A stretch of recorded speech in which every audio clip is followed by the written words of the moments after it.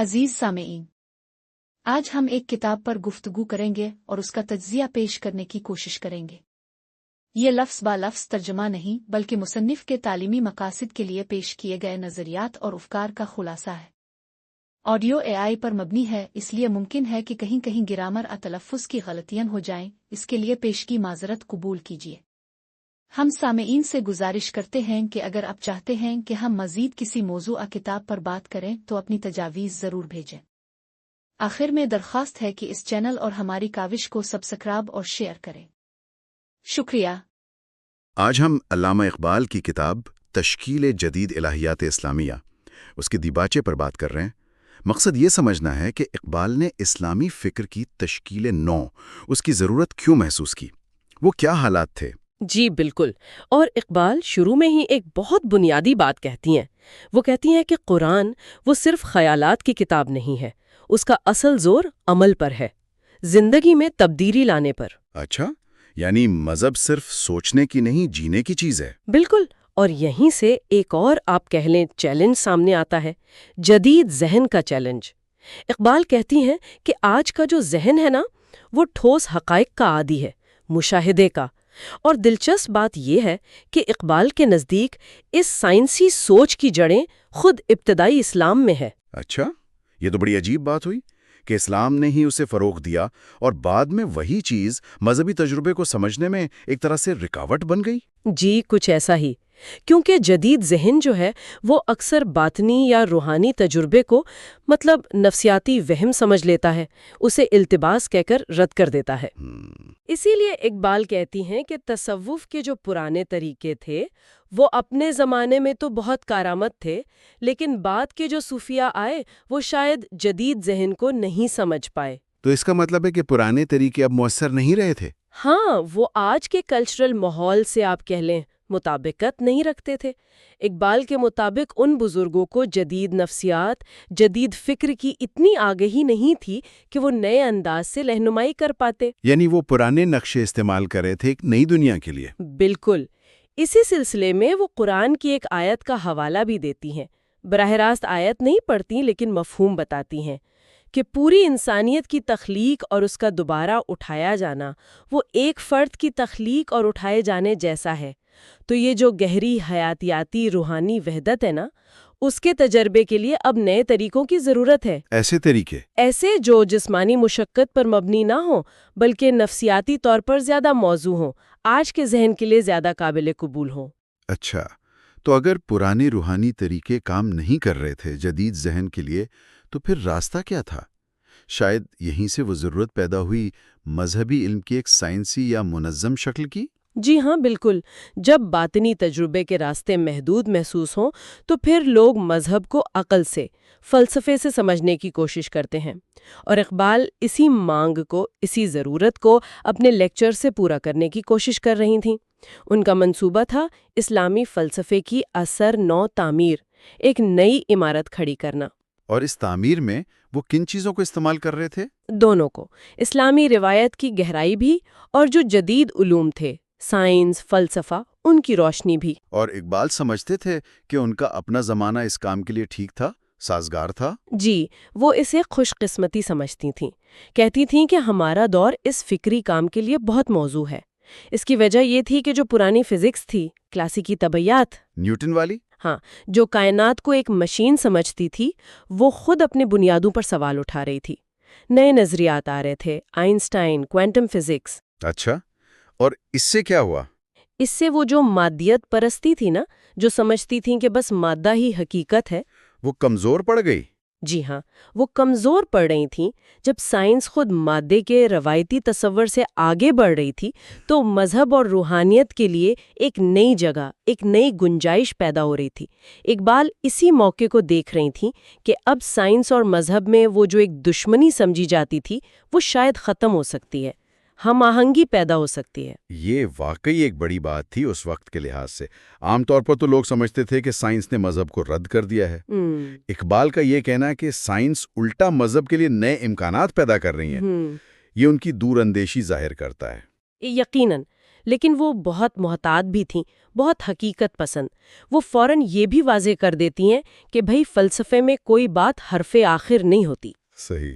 علم تو ہمیشہ آگے بڑھتا ہے، نئے نظریات آتے ہیں، پرانے رد بھی ہو جاتے ہیں۔ وہ کہتی ہیں ممکن ہے مستقبل میں ہمارے خیالات سے بھی بہتر خیالات آ جائیں، اس لیے ہمارا کام صرف کسی ایک نظام کو پکڑ لینا نہیں ہے، بلکہ مسلسل سوچتے رہنا ہے، غور و فکر کرنا ہے، اور ایک آزادانہ تنقیدی رویہ رکھنا ہے، ہر نئی پیش رفت پر نظر رکھنی ہے۔ تو خلاصہ یہ ہوا کہ اقبال کے نزدیک اسلامی فکر کوئی جامد چیز نہیں، کوئی میوزیم کا آئٹم نہیں، بلکہ ایک زندہ بڑھنے والی حقیقت ہے جسے ہر دور کے علم، ہر دور کے چیلنجز کی روشنی میں سمجھنا اور بیان کرنا ضروری ہے۔ بالکل صحیح۔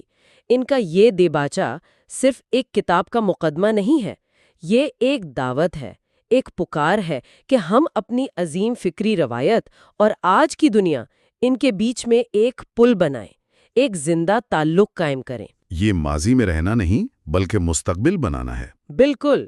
اور یہ ہمیں آج کے لیے ایک بہت اہم سوال پر بھی چھوڑ جاتا ہے کہ کیا آج 21ویں صدی میں جہاں سائنس اور ٹیکنالوجی اتنی آگے بڑھ گئی ہیں، کیا مذہب اور جدید فکر میں ویسی ہی ہم آہنگی کی ضرورت اور امکانات ہیں؟ شاید اس سے بھی زیادہ، جیسا اقبال اپنے زمانے میں دیکھ رہے تھے۔ یہ ایک نقطہ ہے جس پر یقیناً مزید سوچا جا سکتا۔ ہم سب کبھی نہ کبھی ان بڑے سوالوں سے ضرور ٹکراتے ہیں۔ یہ کائنات کیا ہے؟ اور کیا اس میں کوئی مستقل حقیقت ہے بھی یا نہیں؟ بالکل۔ اور ہمارا کیا مقام ہے اس سب میں؟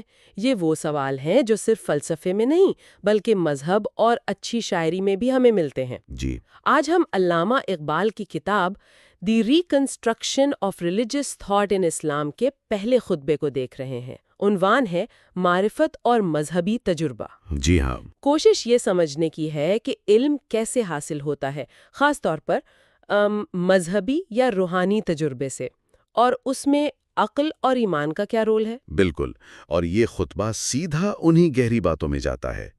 کیا مذہب صرف آپ کہہ لیں اندھا ایمان ہے یا اس کی کوئی عقلی وجہ بھی ہو سکتی ہے؟ ٹھیک۔ اور علم کے جو مختلف ذریعے ہیں، جیسے ہمارے حواس ہیں، سینس پرسیپشن جسے کہتے ہیں، ہاں۔ اور دوسری طرف ایک اندرونی تجربہ ہے، باطنی واردات یا مسٹک ایکسپیرینس، ان کا آپس میں کیا تعلق ہے؟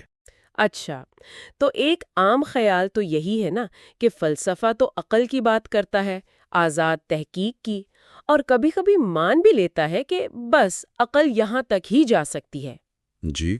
جبکہ مذہب کی بنیاد ایمان پر ہے۔ تو کیا اقبال انہیں بالکل الگ الگ سمجھتے ہیں، شاید ایک دوسرے کی ضد؟ نہیں، اقبال کا نظریہ اس سے زیادہ آپ کہہ لیں نوانسڈ ہے۔ وہ کہتے ہیں کہ فکر یعنی تھاٹ اور وجدان انٹیوشن، وہ جو سیدھا اندر سے علم آتا ہے، یہ اصل میں ایک ہی حقیقت کو جاننے کے دو طریقے ہیں، ایک ہی جڑ سے نکلے ہیں۔ اچھا۔ ہاں، فکر چیزوں کو توڑ کر تجزیہ کر کے سمجھتی ہے، جبکہ وجدان پوری حقیقت کو ایک لمحے میں ایک ساتھ گرفت میں لے لیتا ہے۔ تو یہ مخالف نہیں ہوئے؟ نہیں، اقبال کے نزدیک تو یہ ایک دوسرے کے لیے ضروری ہیں، لازم و ملزوم۔ وہ برگسن کا حوالہ بھی دیتے ہیں کہ وجدان تو شاید عقل ہی کی ایک بہتر اونچی قسم ہے۔ واہ، یہ تو بڑی دلچسپ بات ہے، یعنی جو چیزیں الگ لگتی ہیں وہ اصل میں جڑی ہوئی ہیں۔ بالکل، وہ انہیں جوڑ رہے ہیں۔ اچھا، اسلام کے حوالے سے خطبے میں آتا ہے کہ حقیقت جاننے کی یہ تلاش تو خود پیغمبر اسلام کی دعا سے شروع ہوئی، اے خدا مجھے اشیاء کی حقیقت کا علم عطا فرما۔ جی۔ پھر یونانی فلسفے کا اثر آیا۔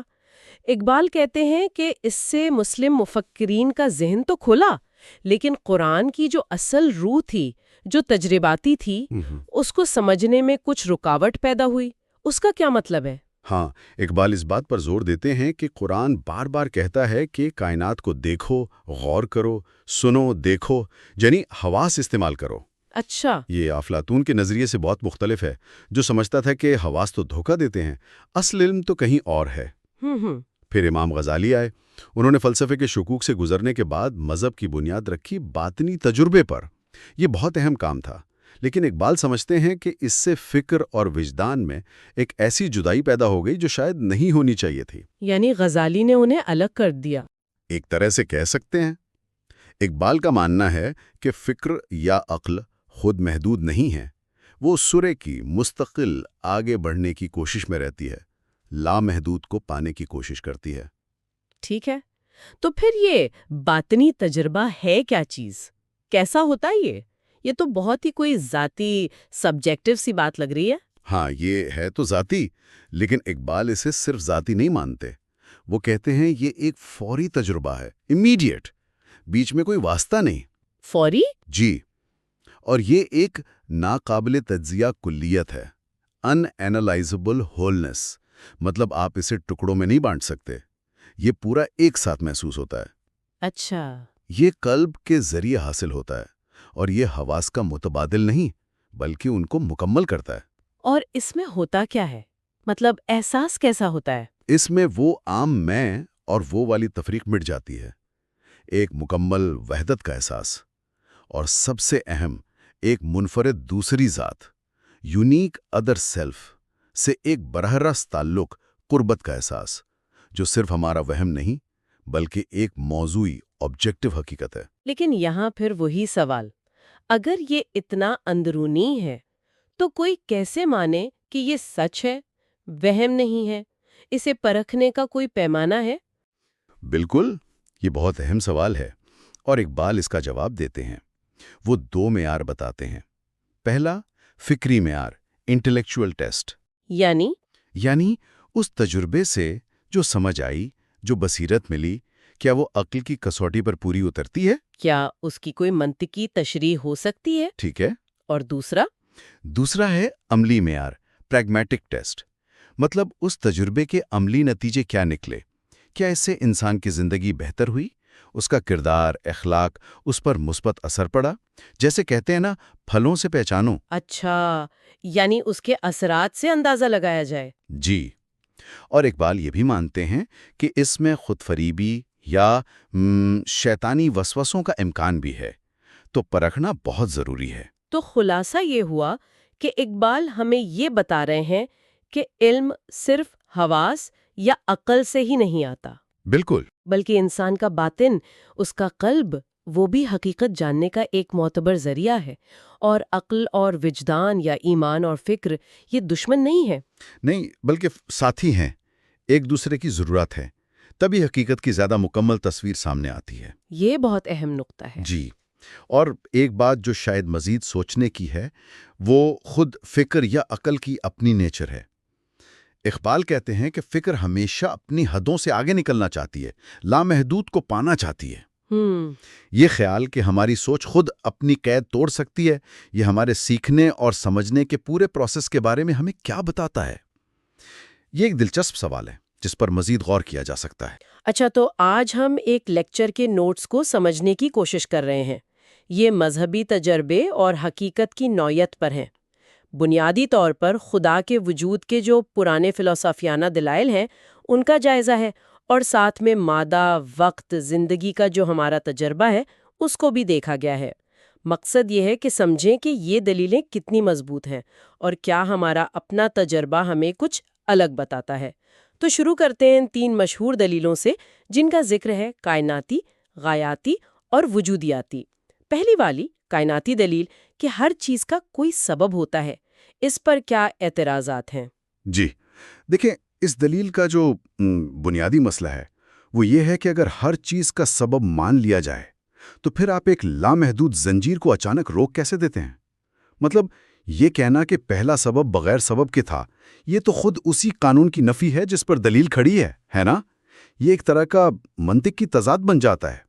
اور دوسری بات، ایک محدود کائنات سے لامحدود خالق کا نتیجہ کیسے نکالا جا سکتا ہے؟ زیادہ سے زیادہ ایک محدود سبب ہی ثابت ہو پائے گا۔ ٹھیک، یعنی یہ دلیل خود اپنے ہی اصول کو کمزور کر دیتی ہے۔ اچھا، دوسری دلیل غایاتی دلیل یعنی ڈیزائن والی، کہ کائنات میں ایک ڈیزائن نظر آتا ہے۔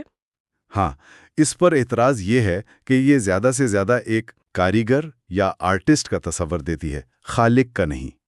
یوں سمجھیں جیسے کوئی بڑھئی ہے، وہ پہلے سے موجود لکڑی سے میز بناتا ہے۔ یہ دلیل یہ نہیں بتاتی کہ وہ لکڑی یعنی مواد وہ کہاں سے آیا، اور فطرت کی مثال کاریگر سے وہ تھوڑی مختلف ہے۔ انسان تو چیزوں کو ان کے سسٹم سے الگ کر کے کام کرتا ہے، جبکہ فطرت تو ایک مکمل آپس میں جڑا ہوا نظام ہے۔ تو یہ جو مشابہت ہے نا، یہ کمزور ہے۔ اچھا، تو یہ دلیل بھی خدا کے تصور کو ایک کاریگر تک محدود کر دیتی ہے۔ اور تیسری وجودیاتی دلیل، وہ جو کہتی ہے کہ خدا کا تصور ہی اس کے وجود کا ثبوت ہے۔ جی، خاص طور پر دیکارتے والی شکل۔ اس پر کانٹ کا وہ مشہور اعتراض ہے کہ بھئی ذہن میں $300 کا تصور کرنے سے جیب میں $300 تو نہیں آ جاتے؟ مطلب کسی چیز کا صرف تصور ہونا، اس کا کانسیپٹ ہونا، اس کے حقیقی وجود کا ثبوت نہیں بن سکتا۔ یہ دلیل اصل میں سوچ سے حقیقت کی طرف ایک چھلانگ لگاتی ہے، جو منطقی طور پر ٹھیک نہیں۔ صحیح۔ گویا تینوں روایتی منطقی دلیلوں میں کافی سنجیدہ مسائل نظر آتے ہیں۔ لیکچر میں یہ بھی کہا گیا ہے کہ ان کی ناکامی کی وجہ یہ ہے کہ یہ سوچ کو حقیقت سے باہر کوئی چیز سمجھتی ہیں، جبکہ متبادل نظریہ یہ ہو سکتا ہے کہ سوچ حقیقت کے اندر ہی کام کرنے والی ایک قوت ہے۔ اچھا، تو اگر منطقی دلائل اتنے مضبوط نہیں تو پھر لیکچر ہمیں کس طرف لے جاتا ہے؟ جی، وہ پھر ہمیں خود تجربے کی طرف لاتا ہے، یعنی مادہ، زندگی اور شعور کا جائزہ لینے کی طرف۔ قرآن کا حوالہ بھی استعمال کیا گیا ہے کہ کائنات اور ہمارا تجربہ یہ سب حقیقت کی نشانیاں ہیں۔ تو مادے یعنی میٹر سے شروع کرتے ہیں۔ پرانا نظریہ تو یہی تھا کہ مادہ الگ ہے، ذہن الگ، لیکن برکلے اور وائٹ ہیڈ جیسے فلاسفرز نے اس پر سوال اٹھائے، اور پھر آئنسٹائن کی تھیوری آف ریلیٹیوٹی نے آ کر تو مادے کا روایتی تصور بالکل ہی یوں سمجھیں ہلا دیا۔ مادہ اب کوئی ٹھوس بے جان چیز نہیں رہا، بلکہ باہم مربوط واقعات کا ایک نظام ہے، اور تو اور جگہ یعنی اسپیس کا وجود بھی مادے کے بغیر ممکن نہیں۔ اوہو، یعنی مادہ بھی اتنا سیدھا سادہ نہیں جتنا ہم عام طور پر سمجھتے ہیں۔ وقت کے بارے میں کیا خیال ہے؟ اس پر تو ہمیشہ سے بہت بحث رہی ہے۔ بالکل، زینو کے پیراڈاکسز یاد ہیں؟ صدیوں پہلے یہ سوال اٹھایا گیا تھا کہ کیا حرکت ممکن بھی ہے اگر وقت اور فاصلے کو لامحدود ٹکڑوں میں بانٹا جا سکے؟ اس کے جواب میں بہت سے نظریات آئیں، جیسے اشارہ کا نظریہ تھا یا برگسن اور رسل کی اپنی تشریحات تھیں۔ پھر آئنسٹائن نے وقت کو بھی مطلق نہیں مانا، بلکہ اسے مکان اور مادے سے جوڑ دیا۔ اس سے وہ سوال بھی اٹھتا ہے کہ کیا مستقبل پہلے سے طے شدہ ہے؟ لیکن اہم بات یہ ہے کہ وقت بھی ایک پیچیدہ اضافی چیز ہے، کوئی سیدھی لکیر نہیں۔ لیکچر میں قرآنی تصور وقت کا بھی ذکر ہے۔ ایک تو ہمارا یہ گھڑی والا تسلسلی وقت، اور دوسرا شاید خالص دوران یا تقدیر، جو ایک الگ ہی جہت ہو سکتی ہے۔ ٹھیک ہے، تو مادہ اور وقت دونوں ہی بہت پیچیدہ نکلے۔ اب زندگی اور شعور کی بات کرتے ہیں۔ کیا انہیں صرف مادی قوانین سے، مطلب فزکس، کیمسٹری سے سمجھا جا سکتا ہے؟ لیکچر کے مطابق نہیں۔ میکینت یعنی زندگی کو ایک مشین سمجھنے کے نظریے پر کافی تنقید ہے۔ ہالڈن کا ایک نقطہ بڑا دلچسپ ہے کہ ایک ایسی مشین کا تصور ہی اپنے آپ میں متضاد ہے جو خود کو بنا بھی سکے اور برقرار بھی رکھ سکے۔ زندگی ایک منفرد چیز لگتی ہے، ایک بامقصد منظم اصول، جسے صرف طبیعیات اور کیمیا میں گھٹایا نہیں جا سکتا۔ اسی طرح شعور بھی محض دماغی کیمیکلز کا نتیجہ نہیں لگتا، بلکہ اس کی حیثیت زیادہ بنیادی معلوم ہوتی ہے۔ تو اگر ہم ان سب چیزوں کو جوڑیں، منطقی دلائل کی کمزوریاں اور پھر ہمارا تجربہ جو مادہ، وقت، زندگی، شعور کو اتنا متحرک، پیچیدہ اور بامقصد دکھاتا ہے، تو ان سب سے مل کر کیا تصویر بنتی ہے؟ ان سب کو ملا کر لیکچر ایک ایسی حقیقت کی طرف اشارہ کرتا ہے جو ایک متحرک، تخلیقی بہاؤ جیسی ہے۔ یہ وائٹ ہیڈ اور برکساں جیسے فلاسفرز کے خیالات سے ملتی جلتی ہے، لیکن اس میں مقصدیت کا عنصر زیادہ نمایاں ہے۔ یہ حقیقت ایک باشعور، بامقصد ذات، ایک الٹیمیٹ ایگو کا تصور پیش کرتی ہے، جس میں فکر، زندگی اور مقصد ایک ہو جاتے ہیں۔ یہ تصور خدا کے بطور حتمی حقیقت اور فطرت کے اس کی عادت یا طرز عمل ہونے کے قرآنی نقطہ نظر سے بھی قریب لگتا ہے۔ لیکن ایک سوال ذہن میں آتا ہے، ایک کامل ہستی، ایک الٹیمیٹ ایگو، اس میں تغیر یا تبدیلی کیسے ہو سکتی ہے؟ تبدیلی تو عام طور پر نقص یا کمی سے جڑی ہوتی ہے نا؟ جی، یہ ایک اہم نقطہ ہے۔ لیکچر اس میں فرق کرتا ہے۔ ایک ہے تسلسلی تغیر جو ہمارے اس وقت کے ساتھ ہوتا ہے، اور یہ واقعی نقص کی علامت ہو سکتا ہے، دوسرا ہے خالص دوران، یا جسے آپ کہہ سکتے ہیں مسلسل تخلیق۔ یہ کمال کی علامت ہو سکتی ہے، نقص کی نہیں۔ خدا کی زندگی اس نظریے کے مطابق خود اپنا اظہار ہے۔ وہ کسی کمی کو پورا کرنے کی کوشش نہیں، بلکہ ایک مسلسل تخلیقی عمل ہے۔ اچھا، تو خلاصہ یہ ہوا کہ روایتی منطقی دلائل شاید حتمی طور پر خدا کو ثابت نہ بھی کر پائیں، لیکن وقت، زندگی اور شعور کا جو ہمارا گہرا تجربہ ہے، اس کا اگر ٹھیک سے جائزہ لیا جائے تو وہ ہمیں ایک ایسی حتمی حقیقت کی طرف لے جاتا ہے جسے ایک متحرک، تخلیقی اور باشعور ذات کے طور پر سمجھا جا سکتا ہے۔ بالکل۔ اور ایک آخری سوچ جس پر لیکچر بھی ختم ہوتا ہے وہ یہ ہے کہ اگر فطرت کا علم جیسا کہ کہا گیا خدا کے طرز عمل کا علم ہے اور یہ ایک طرح کی عبادت ہے، تو اس کا کیا مطلب ہوگا اگر ہم کائنات کا مطالعہ صرف ایک علمی مشغلے کے طور پر نہ کریں، بلکہ اس کے پیچھے جو تخلیقی حقیقت ہے اس کے ساتھ ایک تعلق قائم کرنے کی کوشش کے طور پر کریں؟ یہ زاویہ ہمارے علم کی نوعیت کو کیسے بدل سکتا ہے؟ یہ ایک گہری بات ہے سوچنے کے لیے۔ آج ہم ایک خاص لیکچر کے حوالے سے تصور خدا اور معنی دعا اس عنوان پر بات کر رہے ہیں۔ یہ کچھ آپ کہہ لیں گہرے فلسفیانہ نکات پیش کرتا ہے، تو آئیے ذرا اس کی گہرائی میں جاتے ہیں اور دیکھتے ہیں کہ اس متن میں خدا کی ذات، خاص طور پر اس کی انفرادیت، لامحدودیت اور تخلیق کے بارے میں کیا کہا گیا ہے۔ جی بالکل، یہ واقعی ایک دلچسپ زاویہ نگاہ ہے۔ یہ متن خدا کو صرف ماننے کی بات نہیں کرتا بلکہ اس پر عقلی دلائل دیتا ہے۔ تو سب سے پہلے یہ جو انا یا انفرادیت کا تصور ہے، قرآن تو واضح طور پر خدا کو ایک منفرد یکتا ذات کہتا ہے جیسے سورۃ الاخلاص میں ہے، لیکن یہ حتمی انا یعنی الٹیمیٹ ایگو، اس کا کیا مطلب ہے؟ یہ مجھے کافی دلچسپ لگا۔ یہ ہمارے روزمرہ کے میں سے بہت مختلف لگتا ہے۔ بالکل، اور دیکھیں انفرادیت کو سمجھنا بذات خود کوئی آسان کام نہیں۔ متن میں برکساں کا حوالہ ہے، وہ کہتا ہے کہ حتیٰ کہ ہماری یعنی انسانوں کی انفرادیت بھی مکمل نہیں، ہم افزائش نسل پر منحصر ہیں، لیکن خدا کی انفرادیت کامل ہے۔ وہ ان جبلی تقاضوں سے آپ کہہ لیں ماورا ہے۔ اور جب خدا کو نور کہتا ہے تو متن اس کی تشریح ہمہ اوست یعنی پینتھزم کے طور پر نہیں کرتا کہ بھئی سب کچھ خدائی ہے، اچھا، بلکہ وہ خدا کی مطلقیت یعنی ایبسلیوٹنس پر زور دیتا ہے۔ اس کی مثال وہ طبیعت سے دیتے ہیں، جیسے روشنی کی رفتار، وہ سب دیکھنے والوں کے لیے ایک ہی رہتی ہے، ایک حتمی حقیقت کی طرح۔ تو خدا کی انفرادیت محدودیت نہیں ہے، وہ کاملیت ہے۔ لیکن یہاں ایک سوال پیدا ہوتا ہے، اگر خدا منفرد ہے، ایک انا ہے، تو کیا یہ چیز اسے محدود نہیں کر دیتی؟ مطلب ایک انفرادی ذات لامحدود کیسے ہو سکتی ہے؟ جی، یہ بہت اہم سوال ہے۔ متن کہتا ہے کہ خدا کے لامحدودیت وہ نہیں جو ہم عام طور پر سمجھتے ہیں، یعنی مکانی، اسپیشل، جگہ یا پھیلاؤ والی۔ یہ اس کی ذات کی اندرونی گہرائی ہے، انٹینسو لامحدودیت۔ اندرونی گہرائی؟ ہاں، یعنی اس کی جو تخلیقی قوت ہے نا، اس میں لامحدود امکانات ہیں۔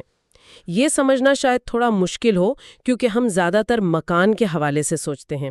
متن کے مطابق زمان و مکان خدا کی تخلیق کو سمجھنے کے ہمارے ذہنی پیمانے ہیں۔ یہ کوئی ایسی بیرونی حقیقت نہیں جو خدا کو قید کر دے۔ تو خلاصہ یہ ہے کہ خدا کی لامحدودیت اس کی تخلیقی صلاحیتوں، اس کے امکانات کی لامحدودیت ہے۔ اچھا، یہ واضح ہوا۔ اب تخلیق کی بات کرتے ہیں۔ عام طور پر تو ہم یہی سمجھتے ہیں کہ کائنات بس ایک دفعہ بنا دی گئی، ماضی کا واقعہ ہے، لیکن یہ متن کچھ اور کہہ رہا ہے۔ مجھے وہ بایزید بستامی کا قول یاد آ رہا ہے، وہ اب بھی ویسا ہی ہے جیسا تب تھا۔ بالکل بالکل، اس نقطہ نظر سے دیکھیں تو کائنات خدا کے مقابلے میں کوئی الگ غیر نہیں ہے جسے بنا کر چھوڑ دیا گیا ہو۔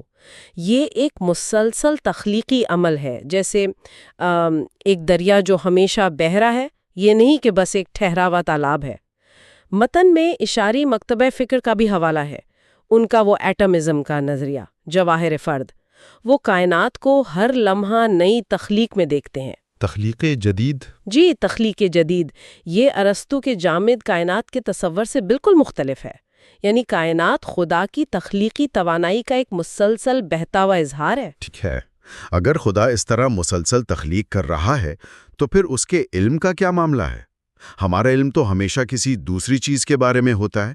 جب خدا کے لیے کوئی دوسرا ہے ہی نہیں، وہ ایک ہماگیر انا ہے، تو وہ جانتا کیسے ہے؟ ہاں، یہ ایک اور بہت اہم نقطہ ہے جو متن اٹھاتا ہے۔ خدا کا علم ہمارے جیسا نہیں ہے، یعنی استدلالی، ڈسکرسو، جو قدم بقدم دلیلوں سے حاصل ہو۔ اس کا علم متن کے مطابق تخلیقی ہے۔ تخلیقی علم؟ جی، خدا کے لیے جاننا اور تخلیق کرنا یہ ایک ہی عمل ہے۔ وہ سوچتا ہے اور چیز وجود میں آ جاتی ہے۔ یہ اس تصور سے بہت مختلف ہے کہ خدا بس غیر فعال طور پر سب کچھ پہلے سے جانتا ہے، پیسو اومنیشنس جسے کہتے ہیں، کیونکہ وہ تصور تو پھر خدا کی اپنی آزادی کو محدود کر دیتا ہے اگر سب کچھ پہلے سے طے شدہ ہے۔ صحیح۔ متن کہتا ہے کہ خدا کا علم کھلے امکانات کا علم ہے، اور جہاں تک قدرت کاملہ کا تعلق ہے تو وہ بھی کوئی اندھی منمانی طاقت نہیں ہے، وہ الہی حکمت سے جڑی ہوئی ہے جو ہمیں کائنات کے نظم و ضبط میں نظر آتی ہے۔ اچھا، تو اب آتے ہیں اس سب سے مشکل سوال پر۔ اگر خدا قادر مطلق ہے اور خیر محض بھی، تو پھر دنیا میں اتنی تکلیف، اتنی برائی کیوں نظر آتی ہے؟ جی، یہ تو وہ سوال ہے جو ہمیشہ سے پوچھا جاتا رہا ہے۔ یہ متن جو ہے نہ تو مکمل رجائیت یعنی آپٹمزم پیش کرتا ہے کہ بس سب اچھا ہی اچھا ہے، اور نہ ہی مکمل قنوطیت یعنی پیسمزم کہ سب برا ہی برا ہے۔ یہ ایک آپ کہہ لیں اصلاحی نقطہ نظر اپناتا ہے، میلیورسٹ، یعنی دنیا میں بہتری کی گنجائش ہے اور لائی جا سکتی ہے۔ اصلاحی؟ جی، یہ حبوط آدم کی جو قرآنی کہانی ہے اسے ایک نئی معنویت دیتا ہے۔ اسے صرف اخلاقی گراوٹ کی داستان نہیں سمجھتا، بلکہ انسان کا سادہ شعور سے نکل کر ایک آزاد، خودآگاہ شخصیت یعنی فری سیلف کانشسنس بننے کا سفر قرار دیتا ہے۔ اور آزادی جو ظاہر ہے خیر اور اچھائی کے لیے ضروری ہے، وہ اپنے ساتھ شر اور برائی کا امکان بھی لاتی ہے۔ انسان نے یہ امانت یعنی آزادی کا بوجھ قبول کیا، تو شاید یہ جو تکلیف اور جدوجہد ہے یہ خودی کی تعمیر اور اسے مضبوط کرنے کے لیے ضروری ہوں۔ تو متن برائی کو مسترد نہیں کرتا، بلکہ اسے انسانی آزادی اور ارتقاء کے وسیع تر تناظر میں سمجھنے کی کوشش کرتا ہے۔ تو خلاصہ یہ ہوا کہ یہ متن خدا کا ایک بہت ہی متحرک، فعال اور عقلی تصور پیش کر رہا ہے۔ ایک ایسی تخلیقی انا جس کی لامحدودیت مکانی نہیں، باطنی ہے۔ کائنات سے اس کا رشتہ جامد نہیں بلکہ مسلسل تخلیقی ہے، اور وہ شر جیسے مشکل مسئلے کو بھی انسانی آزادی اور ارتقاء کے پس منظر میں دیکھتا ہے۔ جی بالکل، اور یہ ساری گفتگو ہمیں ایک آخری اور شاید سب سے گہرے سوال پر غور کرنے کی دعوت دیتی ہے۔ اگر خدا کا علم واقعی تخلیقی ہے اور مستقبل ایک کھلا میدان ہے جسے آزاد ارادے بشمول ہم انسانوں کے اپنے اعمال سے تشکیل دیتے ہیں، تو پھر دعا کی حقیقت کیا ہے؟ کیا دعا صرف کچھ مانگ لینا ہے، التجا کرنا ہے، یا پھر یہ اس عظیم الہی زندگی میں، اس تخلیقی عمل میں ایک شعوری طور پر شریک ہونے کی کوشش ہے، اپنا حصہ ڈالنے کی ایک صورت ہے؟ یہ وہ سوال ہے جو اس پوری بحث سے ابھرتا ہے اور جس پر شاید ہمیں مزید سوچنا چاہیے۔